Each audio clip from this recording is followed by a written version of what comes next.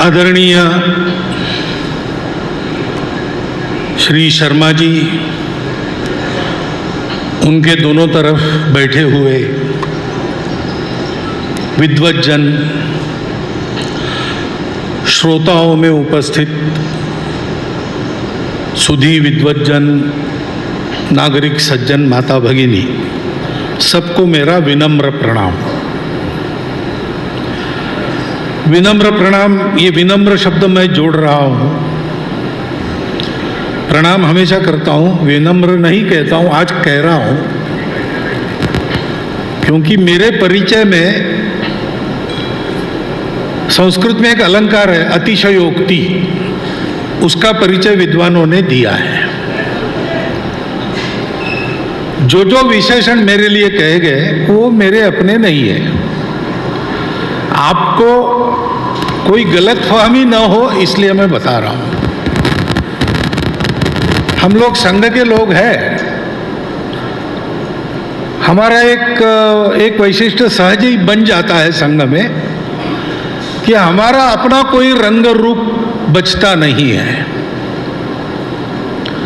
तो जहां हम जाते हैं वहां जैसा है वैसा हम दिखते हैं। तो तीन तीन विद्वानों के साथ मैं बैठा हूं तो आपको वैसा मेरा रूप दिख रहा होगा या फिर भी नहीं दिख रहा होगा तो दिखा गया है,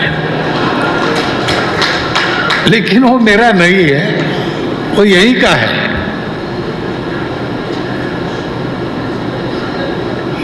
ये काव्य, महाकाव्य, इसके बारे में तीन विद्वानों की संस्तुति आपने सुनी है। वो ऐसे ग्रंथों को पढ़ना, समझना और उसके बारे में कुछ बोलना, इसके अधिकारी लोग हैं। एक सामान्य व्यक्ति के नाते पढ़ने का थोड़ा बहुत पढ़ा मैंने, पूरा अभी पढ़ा नहीं। पूरा पढ़ने में समय लगेगा, क्योंकि ये ग्रंथ ऐसा नहीं है कि दोपहर के समय भोजन के बाद हाथ में लिया और चाय तक पढ़ डाला। इसको समझ के पढ़ना पड़ता है। ये ग्रंथ एक कृति है और वो की गई उसके साथ साथ हो गई, ऐसा है। विचार पूर्वक ऐसी जो कृतियां होती है लोक कल्याण की इच्छा से प्रतिभावान विद्वानों द्वारा, उसको पढ़ना आसान काम नहीं, आपको पता है। जय नाम का इतिहास श्रीमद् व्यास जी ने लिखा है ने, उनको स्फुरण हुआ, गणेश जी ने लिखा, लेकिन गणेश जी जैसे जो दूसरों को बुद्धि देता है, ऐसे गणेश जी को भी श्री व्यास जी बताते थे तो थोड़ा विचार करके लिखना पड़ता था। ऐसे इस ग्रंथ का भी है, इसलिए मैंने उसको सरसरी देखा है, पहले देखा है। पहली बात मुझे ऐसा लगा कि इसके संस्कृत श्लोकों का अर्थ करने के लिए बहुत विद्वान की जरूरत नहीं है, शब्दार्थ करने के लिए। थोड़ा बहुत संस्कृत से जिनका परिचय है वो थोड़ा समय लगाकर इसका अर्थ समझ सकते हैं। दूसरी बात है कि संस्कृत में जो अलंकार है, उपमा, उत्प्रेक्षा, दृष्टांत आदि सब, संधि समासों के प्रकार है, मात्रा वृत्तों के और अक्षरगण वृत्तों के प्रकार है, वो सब इसमें देखने को मिलते हैं।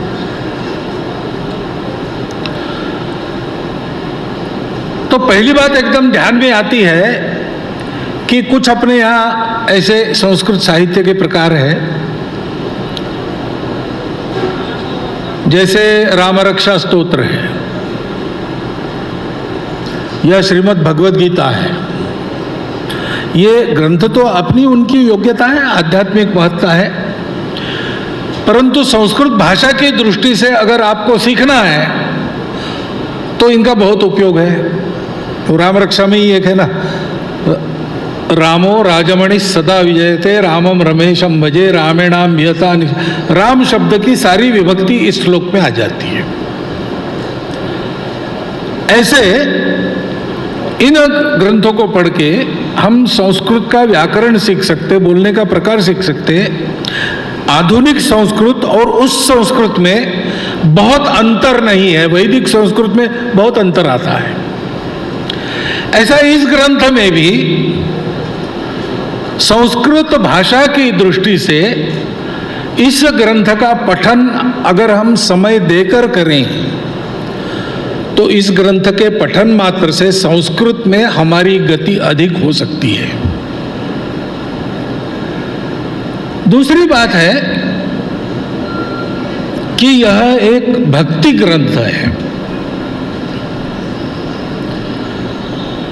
इस ग्रंथ के पठन पाठन से अंतःकरण में भारत भक्ति का उदय होता है, और भारत भक्ति का उदय भारतीयों के अंतःकरण में होना यह विश्वहित के दृष्टि से आज की नितांत आवश्यकता है। हमारी दृष्टि से नहीं, केवल वास्तविकता को देखेंगे तो अनेक महापुरुषों का ये अनुभूत सत्य है। हमारी भारत माता, यह जो हमारा अखंड भारत देश है, हिमालय की दोनों भुजा हिंदू कुश से काराकोरम तक की, सागर पर्यंत भूमि तक जितनी भूमि को अपने आलिंगन में लेती है, उतनी यह भारत भूमि, वो हमारी भारत माता, ये चैतन्यमयी है, केवल मृण्मयी नहीं है, वह चिन्मयी है। और इसका प्रत्यक्ष अनुभव बहुत लोगों ने किया है। करके बताया है, उन्होंने बताया है जिनका ऐसी बातें बताने का अधिकार था। लेकिन भारत माता के लिए प्रामाणिकता से, निस्वार्थ बुद्धि से, तन मन धन पूर्वक काम करने वाले सभी, सामान्य लेकर तो महत्व प्राप्त लोगों तक, कीर्ति की दृष्टि से नहीं, योग्यता की दृष्टि से महत्व प्राप्त लोगों तक सबको इसका अनुभव होता है। यह अनुभूति है। इसके कण कण में साक्षात जगत जननी का वास है। और विश्व को आवश्यकता है भारत के जगने की। जिन समस्याओं से विश्व जूझ रहा है, 2000 वर्षों से जूझ रहा है, 2000 वर्षों से उसने इन सारी समस्याओं को पाट कर संपूर्ण मानव जाति सुख शांति युक्त हो, निरामय हो, उसके सारे विघ्न आपत्ति संकट दूर हो, इसके तरह तरह के प्रयास कर लिए। सब प्रकार की विचारधाराओं के आधार पर यह प्रयास हुए, परंतु उसका कोई परिणाम नहीं निकला। इन प्रयासों के प्रक्रिया में कई अच्छी बातें हमारे हाथ लगी, लेकिन वो बातें रही समुद्र मंथन जैसी ही। तो उसमें कहते हैं 14 रत्न निकले, लेकिन उन रत्नों में मनुष्य के मति को आच्छन्न करने वाली, उसको बेहोश बना देने वाली मदिरा भी उसी में से निकली। और सारे सृष्टि के जीवंत का अंत करने वाला, जीवन का अंत करने वाला हलाल भी उसी से निकला। ऐसा ये जो मंथन चला है पिछले 2000 वर्षों से, उसमें हमको रत्न भी प्राप्त हुए, लेकिन उस प्राप्ति का कोई अर्थ न रहे ऐसी एक मोह निद्रा भी उसी में से हमको मिली है, और हमारे सृष्टि के जीवन की समाप्ति ही हो जाए ऐसा हालाहल भी उससे निकल रहा है। इसको पीने की योग्यता, उसको अपने कंठ में धारण कर सारे विश्व को विनाश से बचाने की क्षमता रखने वाला शिव कहाँ है? वो भारत में है, और कहीं नहीं है। क्योंकि भारत अपने लिए कभी कुछ नहीं चाहता है। उन 2000 वर्षों में हमारे पतन का काल रहा,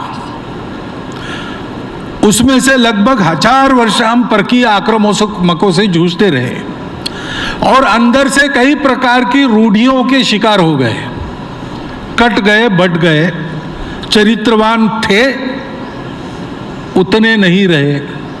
ऐसी हमारी आज की स्थिति है। लेकिन इस स्थिति में भी संपूर्ण विश्व के जनता का विश्वास किस पर है, ऐसा देखेंगे तो ये ध्यान में आता है कि वो भारत पर है। एक मंत्रिमंडल के मंत्री विदेश में गए, एक समिट था, इकोनॉमिक समिट, सारे देश इकट्ठा आते हैं, वहाँ कई प्रकार के व्यापारिक सौदे होते हैं, संधियाँ होती है, और उसका लाभ लेने के लिए सभी देश वहाँ पहुँचते हैं। तो उसमें भारत का प्रतिनिधित्व करने के लिए ये भी गए थे। उन्होंने वापस आने के बाद मुझे वहाँ का अनुभव बताया। उन्होंने कहा, काम की बातें जिस दिन होनी थी उसके एक दिन पहले रात को मध्य पूर्व के सारे देशों के शिष्टमंडलों के प्रमुख मुझे मिलने आए और उन्होंने हमको कहा कि देखिए, हमारा भारत पर विश्वास है, बाकी लोगों पर है नहीं। उनके साथ व्यापारिक संधि वगैरह हमको करनी पड़ती है, हम करेंगे भी, लेकिन हम जानते हैं कि ये वचन देंगे और कुछ चतुराई करके अपना वचन पूरा नहीं करेंगे। कुछ हमको देंगे तो उससे दोगुना तिगुना हमसे ले लेंगे। वो हमको ठगते हैं, ये हमको पता है, लेकिन हम कुछ नहीं कर सकते। भारत के बारे में हमारा अनुभव ऐसा है कि भारत ठगता नहीं, जो जितना बोलता है वो उतना पूरा करता है। इसलिए हम सब लोग चाहते हैं कि हमारे सारे संधि भारत के साथ हो जाए, लेकिन आपका टेंडर आप कम करो तो हम आपको दे देंगे, नहीं तो हम दे नहीं सकेंगे। ये वो बताने के लिए आए थे, क्योंकि उनका विश्वास भारत पर है। ये भारत की महत्ता क्यों है? उसके कारण उसकी शिवता है, उसके बारे में विश्वास है, उसकी अपनी आत्मीयता विश्व के प्रति है, और उसके चलते आज भी दुनिया देख रही है कि इस संकट से अब तारणहार कौन है। हमने सब पुरुषार्थ करके देख लिया, हमसे नहीं होता, किससे हुआ था? तो पुराण काल की ये कथा है, शिवजी का हलाल प्राशन। लेकिन तब से लेकर अब तक की हमारी परंपरा में बार बार हमने उस हलाल को प्राशन किया है और हम अमर बन गए हैं। अमृत पीकर दुनिया मरती, लो अमर हुआ मैं विष पीकर, ऐसा हमारा इतिहास है। इन शिवजी की महत्ता क्या है? इन शिवजी में जो शक्ति है वो जगत जननी दुर्गा है, चित स्वरूपिणी, जिसका हमारे लिए पार्थिव रूप, मृण्मय रूप भारतांबा है। उस शक्ति के इकार को अगर शिव से हटा देंगे तो शिव का शव ही रह जाएगा, और क्या रहेगा? उस शक्ति की आराधना करनी है। सुब्रमण्यम भारती कवि हो गए तमिलनाडु में, बड़े देशभक्त। अंग्रेजों के काल में स्वतंत्रता संग्राम में उनका योगदान हमेशा रहता था। उन्होंने एक कविता लिखी है और उसमें वो कहते हैं, हे भारत जननी, तुम सारे विश्व की धारणा करती हो, पालन करती हो। हम तुम्हारी संतान मोह निद्रा में ग्रस्त, तुम्हारे लिए कुछ करने के सामर्थ्य को खोकर यहां तुम्हारी गोद में खेल रहे हैं, और इसलिए हम तुम्हारा दर्शन करते तो हीन दीन परतंत्रता की जंजीरों में जकड़ी तुम हमको दिखती हो। हम जानते हैं कि तुम ऐसी नहीं हो, ये तुम्हारा नाटक है। कृपया हमारी इस दुर्बलता तो तुम दूर करो, और इस नाटक में तुम हमारी मां हो, तुमको सब वैभवों से मंडित कर सके, हम इस नाटक को अच्छी तरह खेल सके, ऐसा सामर्थ्य हमको दो। यानी इस भारत माता के उद्धार का सामर्थ्य हमको देने वाली कौन है? वही है। ये तो कृपा पूर्वक वो हम लोगों के साथ ऐसे खेल रचती है और हमारी परीक्षा लेती है। हम अगर उसकी परीक्षा में पार होने लायक बन जाए तो विश्व गुरु सामर्थ्य संपन्न अखंड सर्व वैभव संपन्न भारत का निर्माण उस भारत जननी की कृपा से ही हमारे हाथ से होगा, ये पक्की बात है। और वो होने की आवश्यकता है विश्व के लिए, और इसलिए उस भारत भक्ति के जगने की आवश्यकता है। भारत भक्ति से कूट कूट भरा हुआ भारत के संपूर्ण गुण वैभव का वर्णन जिसमें है, ऐसा अर्वाचीन समय में मैंने पढ़ा हुआ ये पहला महाकाव्य है। योग्यता तो इसकी ये है कि भारत भक्ति के संस्कारों की दृष्टि से और संस्कृत भाषा के अध्ययन के दृष्टि से अपने देश के विद्यापीठों में इसको पाठ्य पुस्तक करके रखा जाना चाहिए।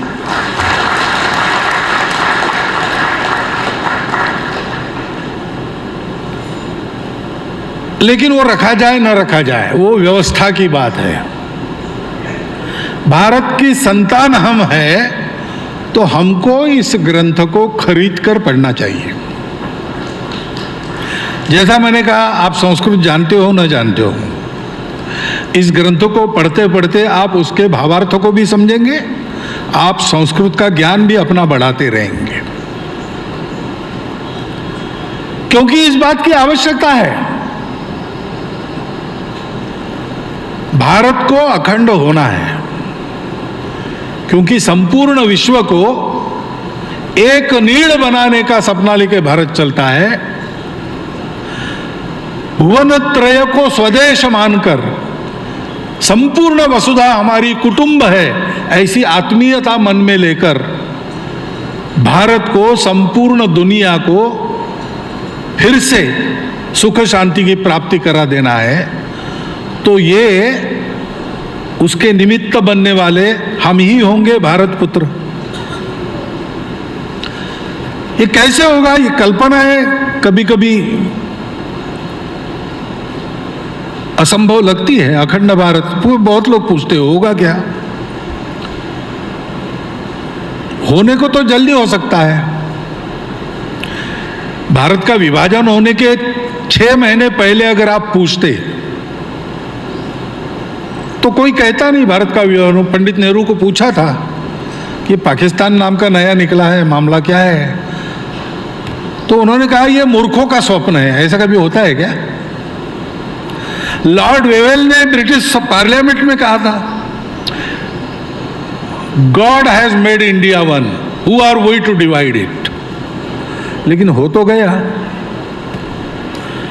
वो जो असंभव लगने वाली बात थी वो अगर हो गई तो अखंड भारत लगता होगा असंभव, लेकिन होगा नहीं। ऐसा कैसे कह सकते?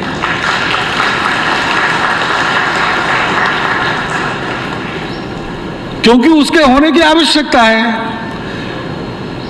खंडित भारत को जितनी आवश्यकता है उससे बहुत अधिक आवश्यकता उस खंडित भारत के जो बिखर गए टुकड़े और आज अपने आप को भारत नहीं कहते उनको है। क्योंकि आप देखिए कि जब से वो भारत नाम से अलग हो गए, तब से अभी मैं यहाँ बोल रहा हूँ इस क्षण तक का उनका इतिहास क्या है, घटनाक्रम क्या है। गांधार का अफगानिस्तान बन गया, जिस दिन बन गया होगा उस दिन से अब तक अफगानिस्तान में सुख शांति है क्या? पाकिस्तान बना उस दिन से अब तक पाकिस्तान में सुख शांति है क्या? अखंड भारत के जो भूभाग आज भारत नहीं कहलाते उनमें दुख ही दुख है। सब करके देख लिया, उपाय नहीं मिलता, क्योंकि उपाय तो एक ही है। जहां से उनकी प्राण की ऊर्जा है उसके साथ वो जुड़ जाए तो उनकी सारी समस्याओं का हल हो जाएगा।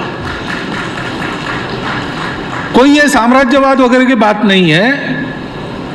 हम उनको जोड़ना चाहते हैं, हम उनको दबाना नहीं चाहते। जब हम अखंड भारत की बात करते हैं तो हमारा मतलब किसी सत्ता से नहीं होता, हमारा मतलब होता है हमारे जोड़ने वाली प्राण शक्ति से, और वो प्राण शक्ति है धर्म, जो सनातन है, जो मानव धर्म है, संपूर्ण विश्व का धर्म है। उसी को ही आज हिंदू धर्म कहते हैं। अगर आपको मेरे कहने पर विश्वास नहीं करना है तो ऑक्सफोर्ड डिक्शनरी का अद्यतन एडिशन निकालिए। उन्होंने उसमें धर्म शब्द की उन्होंने जो पहली व्याख्या लिखी थी उसको बदल के नई सुधारित व्याख्या की है धर्म। और वो कहते हैं कि ये एक भारतीय शब्द है। इसका अर्थ ये होता है कि वो एक वैश्विक नियम है। वैश्विक है यानी सबका है, हमने बनाया नहीं, किसी ने, वो है, इसलिए वो सनातन है। उसका आदि नहीं, उसका अंत भी नहीं, क्योंकि विश्व उस नियम पर चलता है। उसका अंत होना है तो विश्व को पहले अंत होना पड़ेगा। वो धर्म हमारा प्राण है, वो सबकी धारणा करता है। वो धर्म एक सत्य पर आधारित है, सर्वम खल्विदम ब्रह्म। ब्रह्म क्या है, उसके दर्शन अलग अलग हो सकते हैं, आस्तिक भी हो सकते हैं, नास्तिक भी हो सकते हैं, लेकिन एक बात पर सब एक मत है कि ये सारी जो विविध सृष्टि दिख रही, अलग अलग दिख रही और अलग अलग प्रकारों की दिख रही, परस्पर विरोध भी इसमें दिखता है, लेकिन है ये एक ही सत्य का आविष्कार है विविध रूपों में। और इसलिए दिखने वाला कुछ भी कैसा भी हो, सब अपना है, सब एक ही है। अपनत्व के आधार पर सारे व्यवहार करो, संबंधों के आधार पर सारे व्यवहार करो, स्वार्थ को छोड़ दो, भेद को छोड़ दो। ये भारत का प्राण है। उसके साथ जुड़ जाएंगे तो आप दिखते कैसे हैं, पूजा किसकी करते हैं, खाते पीते क्या है, कहाँ रहते, किसी बात का कोई मतलब नहीं। ये सब होने के बाद भी आप अपने हैं, इसलिए अपनों का जो कुछ है वो कौतुकास्पद ही होता है। जीवन में अपनत्व की प्रवृत्ति ऐसी रहती ना। माँ बाप पड़ोसी के बच्चे ने कुछ गड़बड़ की तो कहते कि वो ऐसा ही है, वो खुरापाती बच्चा ही है, और अपने बच्चे ने कुछ किया तो कहते कि वो बड़ा कल्पक है। हाँ, विभिन्न प्रकार से सोचते रहता है। क्यों? वो अपना है इसलिए। लेकिन कभी कभी ये भी होता है कि जो अपना है उसकी कीमत नहीं रहती। जब अपना है उसकी कीमत नहीं रहती तो जीवन खराब होता है। जब अपना है उसको अपनत्व की दृष्टि से हमेशा देखते हैं तब जीवन उत्तम होता है। तो ये जो हमारा अपना है, वो हमारा अपना जो भी है वो ऐसा क्यों है, क्यों हम ये मानते कि सब अपने हैं? इसलिए उसका कारण हमारी भारत माता है। सुसंरक्षित प्राचीन समय में जब ये हमने इस सत्य का साक्षात्कार किया और उसके आधार पर इस धर्म को हमने पहचाना, सत्य, करुणा, तपस्या और शुचिता मूलक इस धर्म के और तत्वों को हमने धारण किया, उसके आधार पर जीवन की रचना की। वो समय ऐसा था, यातायात के साधन वगैरह नहीं थे, इसलिए हिमालय और सागर को लांघ कर बाहर का कोई व्यक्ति आना संभव नहीं था। और आ भी जाता तो हमारी यह भारतांबा सुजलाम सुफलाम मलयज शीतलाम, वन पर्वत नदियां, प्राकृतिक सुंदरता और सृष्टि के अमूल्य खनिज, औषधियां, इन सब का भंडार। उसमें कोई अगर आ ही गया बाहर का तो हम कहते भाई आओ, हम इतने लोग खा रहे हैं, तुम और एक, हमारा क्या बिगड़ता है, भरपूर है माता के पास। इस माता की रसोई से कोई भूखा नहीं जाता कभी, तुम भी बैठो। वो कहता था नहीं मेरी भाषा अलग है, मेरी देवी देवता अलग है, तो हम कहते हमारे पहले से 33 करोड़ है, तुम्हारे और 2-4 मिल जाएंगे, इसमें क्या बिगड़ेगा। हमारी 3800 बोलियां है, तुम्हारी और 2-4 आ गई तो हमको क्या बिगड़ता है। क्योंकि इस माता ने हमको सारा सस्य प्रदान किया, हमारा स्वभाव ऐसा बन गया, इसलिए हम उस सत्य को पा सके, इसलिए उसके आधारित धर्म को पहचान सके। और उस धर्म के चलते यूनान मिस्र रोमा सब मिट गए जहां से। कुछ बात है कि हस्ती मिटती नहीं हमारी। उस माता के अनंत उपकारों के कारण हम हैं, दुनिया में हमारी प्रतिष्ठा है, हमारा स्थान है, हमारा अस्तित्व है। दुनिया को हमारे उस तत्व की आवश्यकता है, उसके लिए हमें समर्थ होना है, तो पहला काम तो यही करना पड़ेगा। इसलिए स्वामी विवेकानंद ने कहा कि आने वाले 50 वर्षों में अपनी सारी देवी देवताओं को भूल जाओ, बस एक तुम्हारा दैवत है भारत माता, और सारे भारतवासी तुम्हारे लिए सेवा के विषय है। सनातन संदेश हमारा है, एकांत में आत्म साधना करो, लोकांत में परोपकार सेवा का जीवन जियो, खुद के लिए नहीं जीना। 2 हाथों से कमाओ, 1000 हाथों से बांटो। हमारे यहाँ कमाने वालों की प्रतिष्ठा नहीं, बांटने वालों की प्रतिष्ठा है। ये सारा हमारे पूर्वजों का धन, हमारी माता का ये अनुग्रह हमको फिर से पाना है, और उसके लिए भक्ति करनी पड़ेगी। अहंकार से नहीं होता है। मैं बड़ा हीरो हूं, मैं हिंदू कुल रक्षक हूं, मैं भारत का प्रधान कुछ हूं, ऐसे नहीं होता है। नम्र होना पड़ता है। हमारे प्रधानमंत्री भी जब अपने को प्रधान सेवक करते हैं, कहते हैं तो तनकर नहीं कहते, हमारी लोकसभा के पायदान पर मत्था टेकते विनम्र होते फिर कहते हैं। उस विनम्रता भक्ति के कारण तो अनुग्रह मिलता है।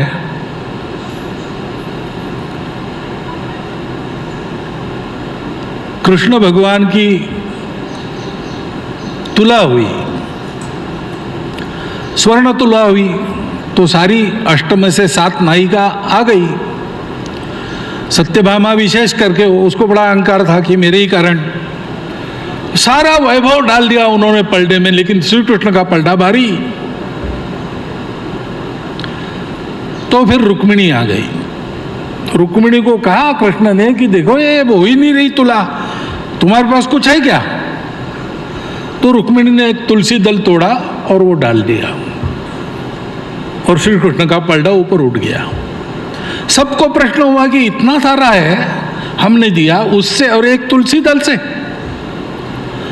तो कृष्ण ने कहा ये तुलसी दल का नहीं, वो जो प्रामाणिक भक्ति है, प्रेम युक्त भक्ति है, उसका ये प्रताप है। वो भक्ति युक्त प्रेम जगने की आवश्यकता है, उसके जगने से शक्ति प्राप्त होती है। शक्ति भक्ति की होती है। ज्ञान और कर्म ये दोनों आवश्यक रहते हैं, लेकिन इन दोनों का आधार भक्ति नहीं है तो क्या होता है, ज्ञान अहंकार को जन्म देता है और कर्म विक्षिप्त कर्म बन जाते हैं। राम के पास था, रावण के पास भी था। ज्ञान दोनों के पास था। रावण का रचा स्तोत्र शिवजी पर आज भी हम गाते हैं संस्कृत में। शिवजी के भक्त थे, राम भी भक्त थे। रामेश्वर की शिवलिंग की स्थापना उन्होंने की। तो क्या हुआ कि राम को हम राक्षस कहते, रावण को राक्षस कहते और राम को भगवान कहते? बस वही बात है, भक्ति, सृष्टि के सत्य से जुड़ना।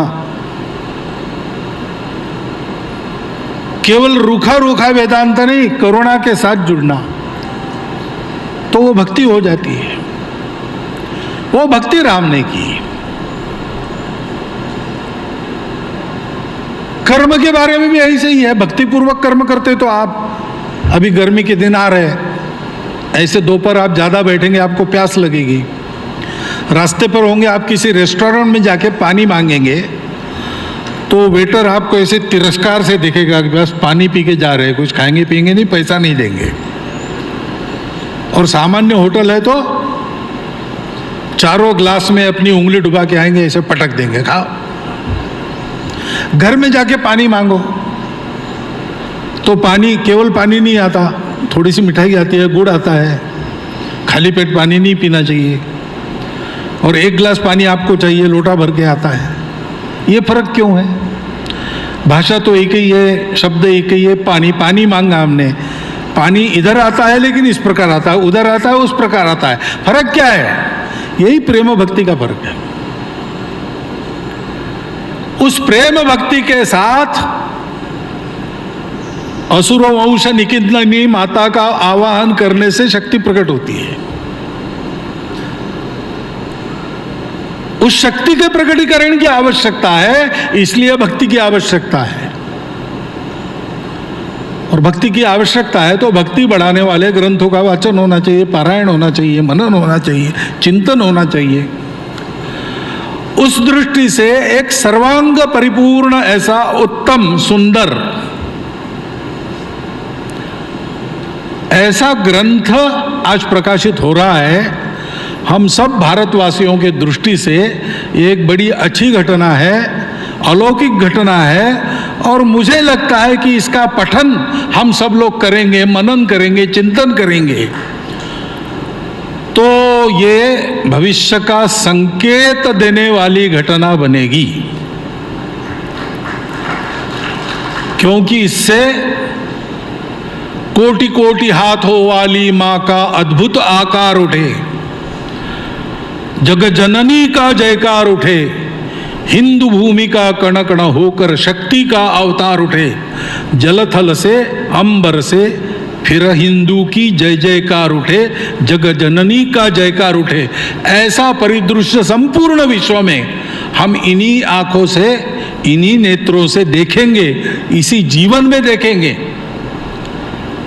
और यही इस ग्रंथ की लक्षित फलश्रुति है। उस फलश्रुति की परिपूर्णता को हम सब लोग इस ग्रंथ के अवलोकन, मनन, चिंतन से प्राप्त करें, ऐसा एक अनुरोध आपके सामने रखता हूं। और ये फलश्रुति साकार होने का अवसर सबको प्राप्त हो, ऐसी शुभकामना ग्रंथकर्ताओं सहित सबको देता हुआ मैं अपने 4 शब्द समाप्त करता हूं।